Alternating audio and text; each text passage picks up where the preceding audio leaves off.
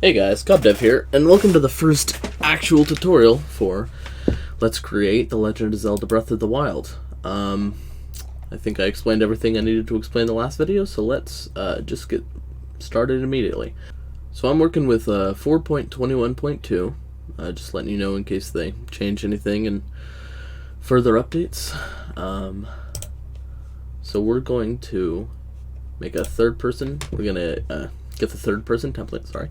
And I'm just going to call this Breath of the Wild. Let's go ahead and do desktop console, maximum quality with starter content. Alright, great. Alright, so first thing we're going to do is the sprint system. It's always good to start out with that in my opinion, and the way sprinting works in Breath of the Wild is you sprint, your stamina goes down. We have a circular ring bar, which we won't be making in this episode, but probably the next one. It goes down, there's no delay when it comes back up. If you sprint with all your stamina, then you walk at a slower speed than your regular walking speed until it fills all the way up again. So that's what we're going to be replicating. So, always first thing, let's go into our project settings and let's set up the input. Now the sprint button, I'm going to be mapping this both for keyboard and controllers. Now I have a Xbox controller, Xbox 360, that plugs into my computer and it's all I got, but I'm still going to map it the way it would be mapped to a Nintendo Switch controller. But we're also going to do keyboard because obviously I don't expect everyone to have a controller they can plug in. So I'm just going to delete all the VR stuff as well. So let's make a new one. We'll call it sprint. Now the sprint button is also the button to put melee weapons away.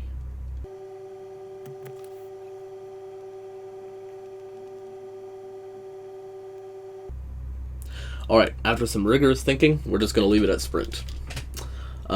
So, for the keyboard, it's going to be left shift, because what kind of sprint isn't left shift? Okay. And then we're going to add, it is the gamepad face button bottom. Yeah, on the Nintendo Switch, that's the B button. On my Xbox controller, that's the A button. Alright, that's all we need right there. So, jump into third person character.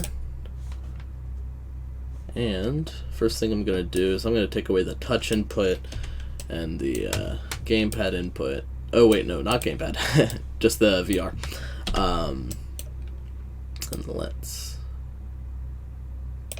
So I'm mainly going to work with this just as if we were playing on a keyboard. I don't actually.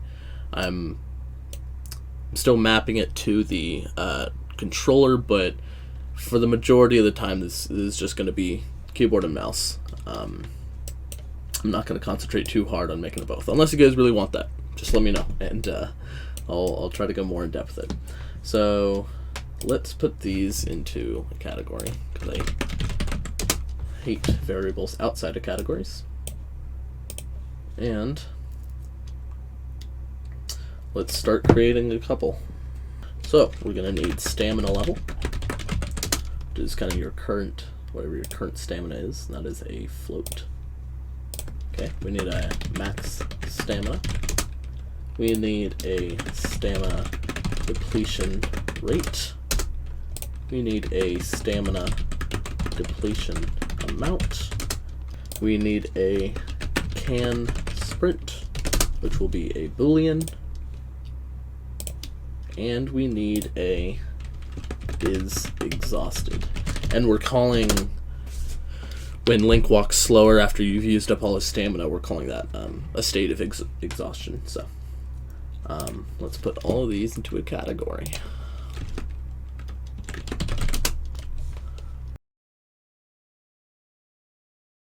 Perfect, so let's go ahead and input action. Oop, what did I do wrong? Input action. Yeah, there we go. Sprint. Okay. And first thing we want to do is let's promote this key to a variable. We're going to need that later. Oops. call it sprint key. Throw that into there.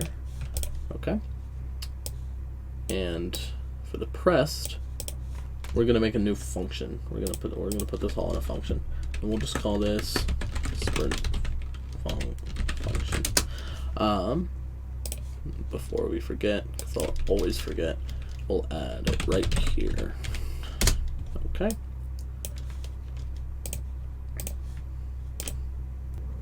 Now in the sprint function, we're going to add a few things that you might recognize if you saw my previous sprint episode. Not episode, but video. And we're fixing up a lot of things about that. We're completely eradicating the event tick node. We're fixing a lot of things up. It's going to be a lot better. So first, let's check if can sprint. Oh, you know what? Let's set values to this. I always forget to do that. So stamina level, let's start it off just for testing purposes at something that isn't 100, and in our case, 100 will be our max stamina. Stamina depletion rate. This at the moment is going to be 0.5, and we can change that. Stamina depletion amount is just gonna be 1. And you'll see soon that just means that every half a second we'll be taking off 1 unit of stamina when we're sprinting, and we can easily change those up. Can sprint is default to yes, or true. Is exhausted is default to no, and sprint key already has a. Oh wait, yeah, we're fine. Okay. So can sprint, true. Another if statement. We're gonna have like 5 of these or something. We need to get the character movement. There it is. And check if is moving on ground. So we just want to make sure that the character is not in the air. Can't sprint when you're falling. Alright, next if statement. We gotta get velocity. We have to vector length. Sorry, the snapshot I took of when I did this earlier is kind of blurry. And then we just gotta get a greater than float and just greater than 0. So we just want to make sure that our character is moving, so that if you're just standing still and you press the sprint button, the stamina doesn't go down. Okay, next if statement.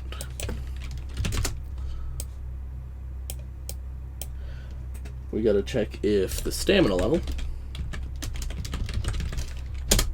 is greater than 0. Pretty simple one.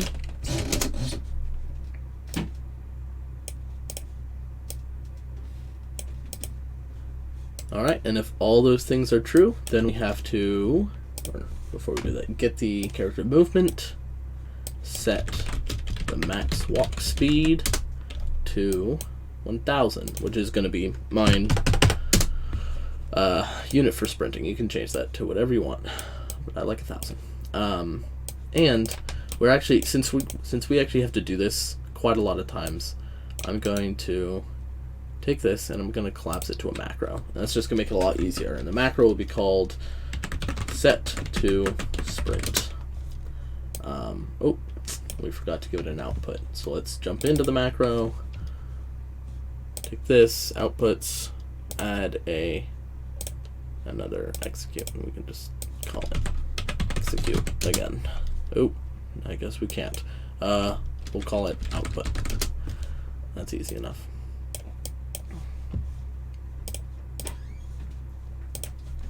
Okay. After we are sprinting, then we need to actually make sure the stamina starts going down. So we're going to set a timer by function name, and this is what's replacing the event tick. So we're not calling literally every single frame of the game, which can be very expensive, but now we are kind of creating our own tick, but instead of frame, it's every 0.5 seconds, because that's what we added to our stamina depletion rate. and it will only be called when we're sprinting. So it's a much better method. So object is self. Function name, which we haven't made yet, but let's do that. We'll call it stamina depletion, right? Yeah. And since the name has to be exactly the same, the safest way to do it is just to copy and paste exactly the same right here, because otherwise it will not call it. The time, this is our stamina depletion rate. This is how often it will be called. So when we're sprinting, holding down the left shift and moving, calls it every 0.5 seconds, which we might change. And then looping has to be set. That's important. Okay, let's go into our stamina depletion. Off the bat, we need a if statement.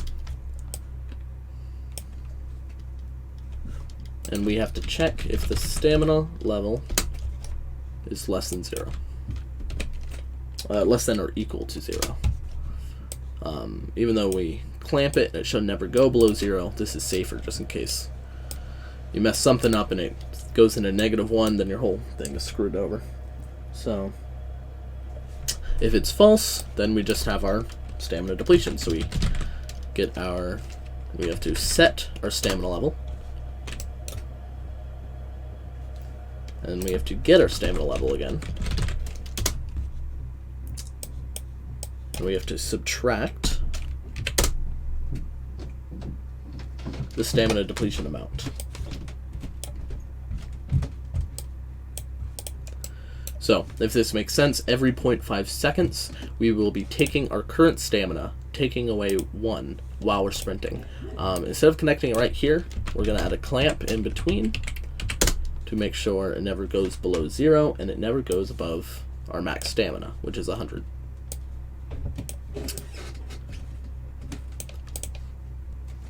I'm sorry for all the footsteps you might be hearing. I live in a very creaky... Oh my god. I live in a very creaky house, and there are a lot of people here. But that is all we need for the false node, or the false execution from the branch node. For true, so if stamina does reach 0, it goes below 0, then we have to actually get our character movement, set walk speed, or set max walk speed to our walking speed.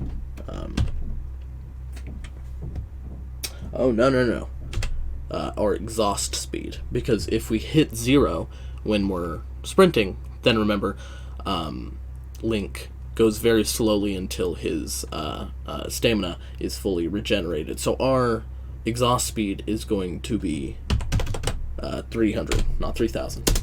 Imagine that. And just for future, our regular walk speed is going to be 600, which is the default for Unreal Engine.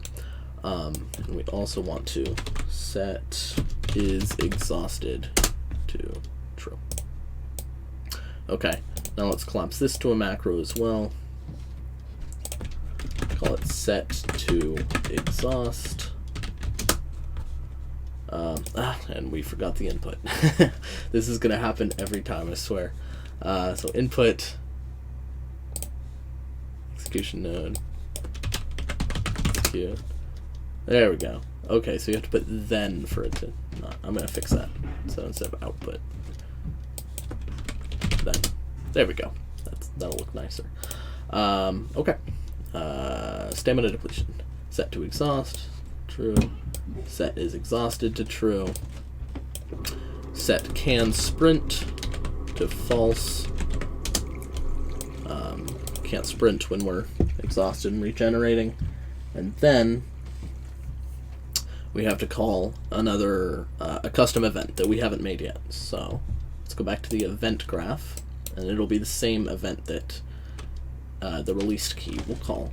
So right click, custom, add custom event, and we'll call this stamina regeneration event. Okay. Oops. We need to clear timer by function name, and we are clearing the stamina depletion. Oh, I love being able to spell. Stamina depletion. Object is still self. Perfect. After that, we have to ask if it is exhausted, because remember, the released right here, let's do this now, is also calling stamina regeneration event. So when you release it before you hit 0, and if you are not exhausted, which you shouldn't be, if you release it before 0, then we go back to walk speed, etc., etc. But if we're in stamina depletion and you do hit 0 and you are exhausted, then etc., etc. Where am I? Event graph. Okay. So condition is exhausted. If it's false, then we haven't made this yet. So last one. Let's see if I can do it right this time. Create an input and output. Set max walk speed to 600, which is our walk speed. False. And then before I macro that, we have to set a new timer by function name. Okay, before we do that, let's collapse this to a macro. Set to walk. Perfect. Okay. False, set to walk. Set timer by function name, self, and this is a new timer for stamina regeneration. So let's make the function stamina regeneration. And to avoid being sloppy before we set that up, let's go back to the event graph, set that timer, stamina regeneration. I'm doing the same amount as the depletion, so I don't really mind using the same variable. If you want it to go faster or slower, then you'll have to make a new variable or just enter it in right there. Looping, yes. True also just goes straight to set timer. So if you're not exhausted, so if you're running, you get down to 30% stamina, you stop running, it immediately starts regenerating. There's no delay. Let's go back into stamina depletion, our original, and call the stamina regeneration event from here if you become exhausted. Okay. And the last thing to do before we actually set up stamina regeneration is go back to our sprint function. And right before we set to sprint, we want to, let's add a new node, we're going to clear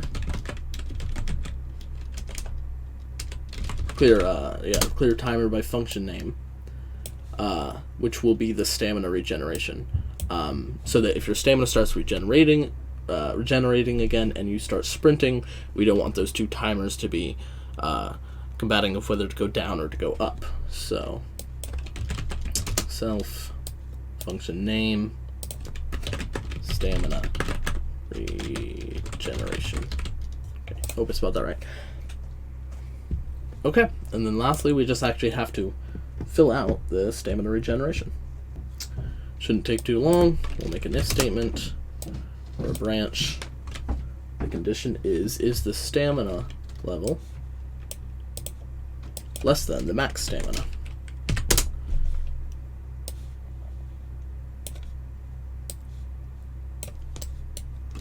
If that's true, then we just have to start regenerating the stamina. So set stamina level. So this is basically what we're doing right here, is just the exact opposite of what we did in stamina depletion. Get the stamina level plus the stamina depletion amount, because once again, the depletion and the regeneration amounts for me are the same. I don't really care. But yeah, you can just make 2 extra ones for regeneration if you want it to be faster or slower.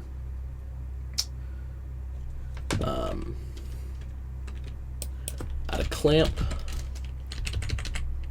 to make sure we never go above 100 or your max stamina. And there we go.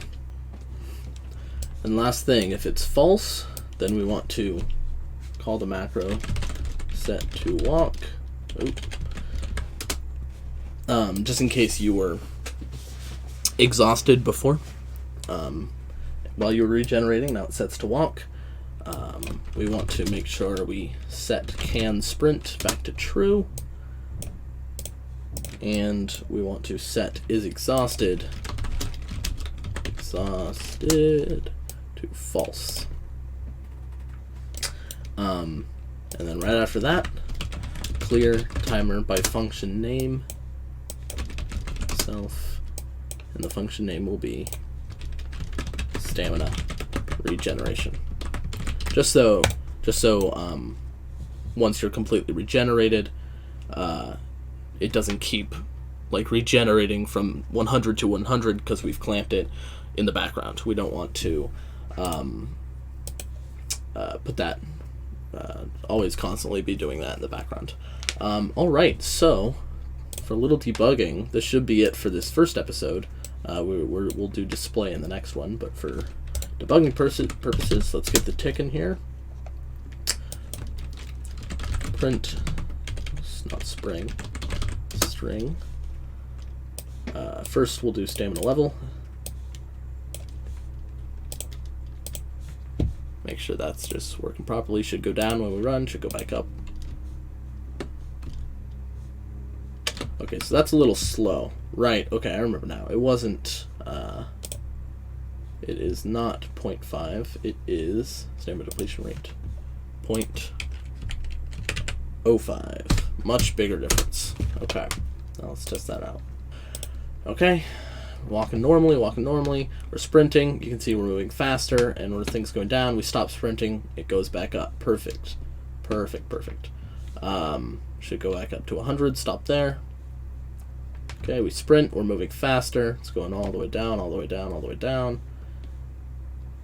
And now we're moving real slow, and it should stay there until we hit 100 again. Back to our normal speed. Perfect. And even though that looked like it all worked out pretty perfectly, we can debug once more by, instead of stamina level, get the character movement, get max walk speed, and print that. So, again. So it should say 600. We start sprinting, 1,000. Since we're not seeing how much stamina I actually have, I'm just going to sprint until I hit 0, and then we should skip to 300. There we go. Now we're slow. And after a few seconds, we should hit 600 again. Perfect. Now this will, and we can sprint again. Oh, last thing to test. Sprint till we hit 300. See if we can sprint when we are exhausted. 300. Yep, can't sprint. Alright, this is going to be it for this episode. In the next episode, we're going to start the display with the circular green ring for the stamina bar. And there are still a couple things about the sprint that don't work perfectly, as a commenter pointed out to me in my previous sprint episode, if you hold down shift and then start walking, you don't actually start sprinting. So we will be addressing that in a future episode. Same with if you're sprinting and you jump, your stamina still goes down. I'd like your stamina to be paused while you're in midair. And I believe those are the only two things, but we will address those in a future episode. So thank you so much for watching. I'm excited to get to the next one, and I hope to see you there. Oh, and last thing before I go, I have made a Twitter account at CobbDev1. And there I will be posting updates on when the next episodes will be coming out. I'll probably have some polls asking what you want to see the most from these tutorials. So it'd be super cool if you went and followed it, because it's a lot harder to post updates on YouTube, or at least more of a nuisance. And that is all. See you next time.